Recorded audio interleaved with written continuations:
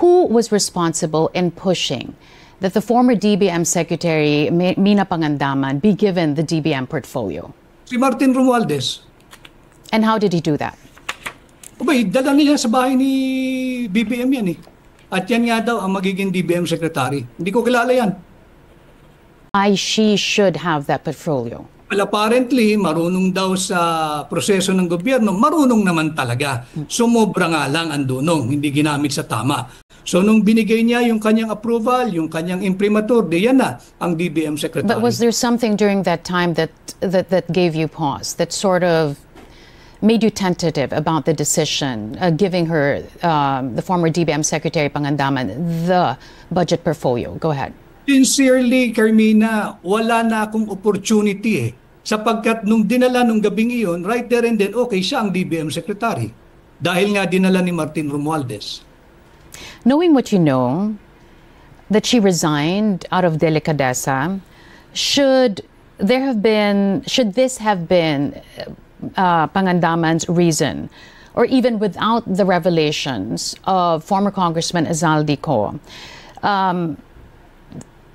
should there have been another reason for the resignation of Pangandaman, given that she, too, was responsible for the passage of, at the very least, the questionable budget for 2025? Nahirapan na siya magsinungaling at mag-cover up for this administration. Mahirap magsinungaling, lalo na kung yung disbursement ng ating national budget, itong illegal, invalid, immoral, unconstitutional, and criminal 2025 national budget, mahirap mo i-cover up yan. Dahil hindi lang naman single piece of document, ang daming papel niyan. Umangat na rin yung pressure sa hindi na manageable level. That's why she asked for the president to let her go. But should that be the end of the story? No.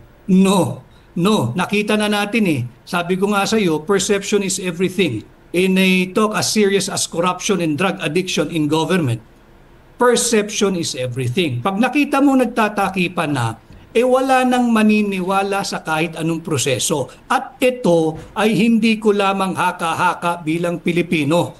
Nakita natin ang daus-dos ng foreign direct investment, bagsak. Ang daus-dos ng halaga ng piso, ang GDP, ang kumpiyansa ng mamumuhunan.